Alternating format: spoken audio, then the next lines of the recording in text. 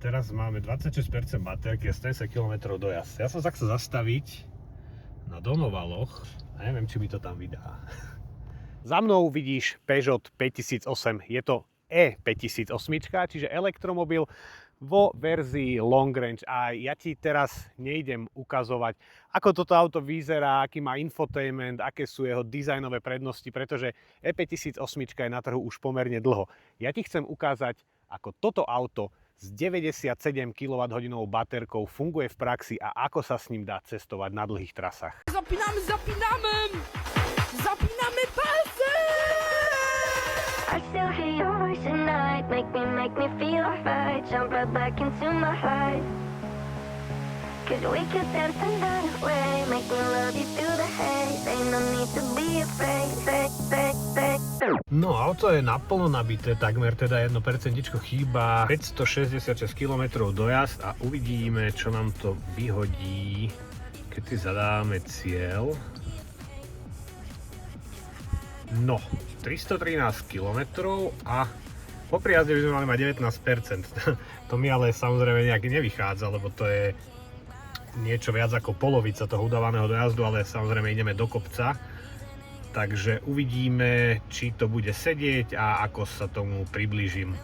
Po ceste samozrejme žiadne nabíjanie nebude treba a vidím, že v hoteli je nabíjačka, takže tam si po prijazde bez problémov môžem auto dobiť.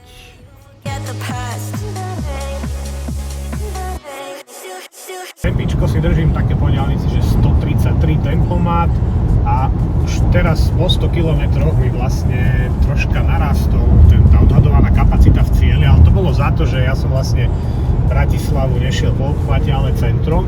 Ale jedna vec sa mi páči, využívam inak vstávanú navigáciu a takto pekne ti ukazuje radary, že kde na trase sa nachádzajú, čo je za mňa veľmi super, vieš, kde si máš teda dať pozor na rýchlosť.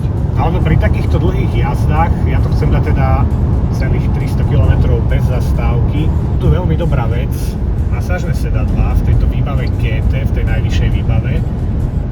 A tu teda tie masážne sedadlá nie sú len nejaký vankúš, ktorý by ti behal hore-dole, ale naozaj všetky tieto body, ktoré vidíš, tak sú to v podstate ako keby také kuličky, ktoré sa tam hýbu.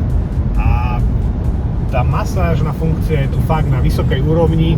Najlepšie masážne sedadlá som zažil v Mercedesoch a toto sa tomu už veľmi približuje, takže toto je za mňa super funkcia pri tých dlhých trasách a keď si chceš fakt hltať tie diaľničné kilometre, čo sa vlastne s touto verziou, s touto long range verziou Peugeotu 5008 dá. Jediná vec, ktorá mi možno že vadí na tejto stávanej navigácii, čo som si teraz všimol, prešiel som už okolo niekoľkých odpočívaniel a neukazuje tam počas jazdy, že na ktorých tých odpočívadlách a na ktorých tých benzínkach je nabíjačka. Prešiel som okolo niektorých a viem, že tie nabíjačky tam sú. Je to možno taký detail, samozrejme, že tá navigácia plánuje aj zastávky na nabíjanie, ale niekedy sa stane, že potrebuješ alebo chceš zastaviť skôr mimo toho, čo ti naplánuje tá navigácia. A ja sa vždy teda v iných navigačných systémoch pozerám na to, že či je na tom odpočívadle, okolo ktorého prechádzam, nabíjačka. Ak tam je, tak tam zastavím a to auto si dám nabíjať. Nemusím potom stáť na tej ďalšej, povedzme, ktorú mi auto naplánovalo o 50 km ďalej.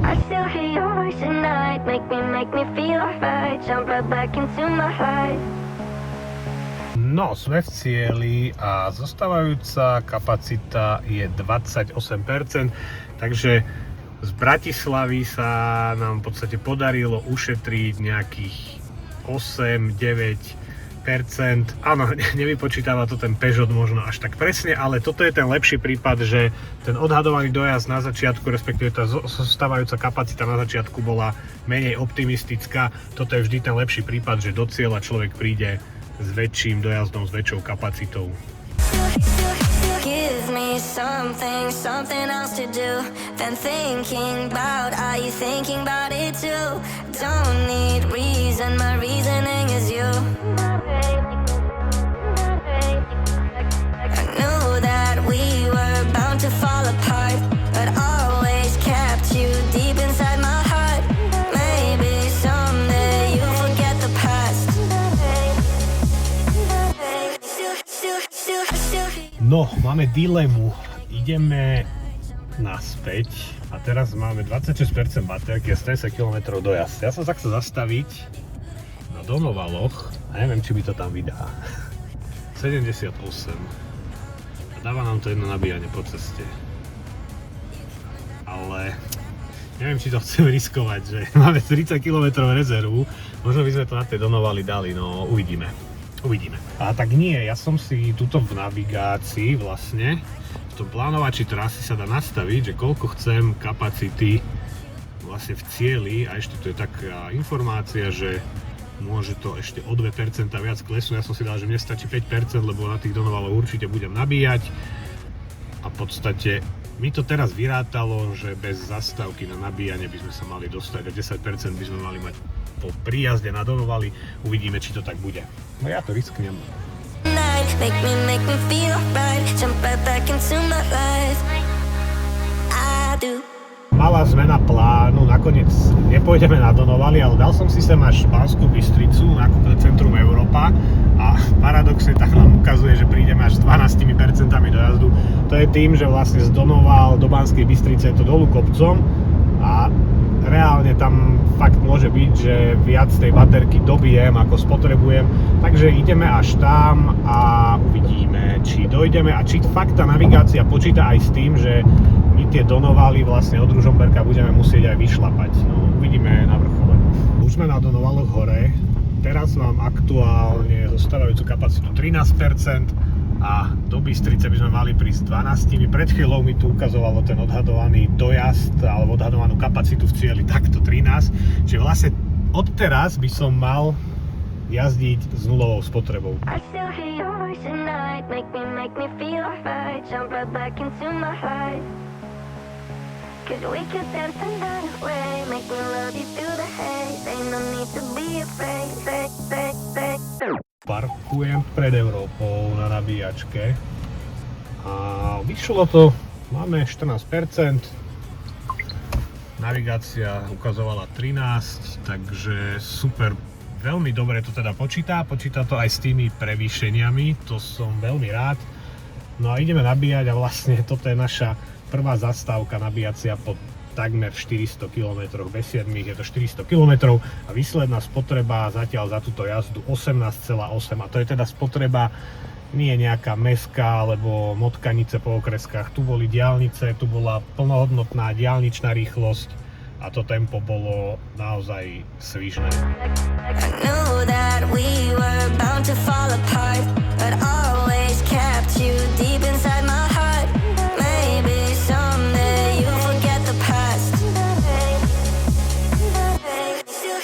To nabíjanie je vlastne prvé nabíjanie na tejto ceste, ktoré sme teda absolvovali na Donovaloch. Bolo troška sklamaním, ja som čakal, že keď začnem nabíjať vlastne pod tou hranicou 20%, od teda nejakých 13%, tak tých 160 kW dosiahnem. Bohužiaľ nestalo sa tak.